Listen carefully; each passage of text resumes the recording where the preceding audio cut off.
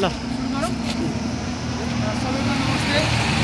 आगामी 2082 साल 6 महिना 24 गते शुक्रबार चन्द्रगिरी नगरपालिका भित्र रहनुभएका विभिन्न संस्था जस्तै पूर्व सुरक्षाकर्मी परिषद, चन्द्रगिरी नगरपालिका, मातृभूमि सरसफाइ प्रहरी, चन्द्रगिरी नगर प्रहरी, चन्द्रगिरीभित्र रहनुभएका एपिएफ प्रहरी, त्यसरी जनपथ प्रहरी लगायत विभिन्न संस्थाले आज चन्द्रगिरी नगरपालिकाको ढुङ्गादेखि कलङ्कीसम्म सरसफाइ कार्यक्रम हामीले विभिन्न 7 ठाउँमा चाहिँ हामीले एउटा पोइन्ट स्थापना गरेर चाहिँ हामीले आज कार्यक्रमहरू सञ्चालन गरिरहेका छौँ। अहिले हामी यहाँ ढुङ्गाबाट चाहिँ क्रमिक रूपमा थाङकोटतर्फ आइरहेका छौँ। हामीले विभिन्न सङ्घ संस्थाहरू, विभिन्न हाम्रो गाडीहरू देख्न सक्नुहुन्छ।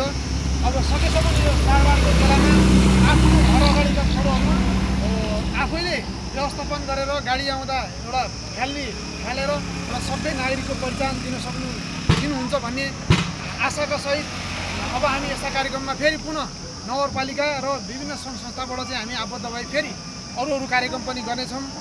आजको यस कार्यक्रममा जतिजना जे आउनुभयो उहाँहरू सम्पूर्णलाई चाहिँ म सुरक्षाकर्मी चन्द्रगिरी नगरपालिका समितिको तर्फबाट सबैलाई मुरी धन्यवाद दिन चाहन्छु। हस्त धन्यवाद, नमस्ते।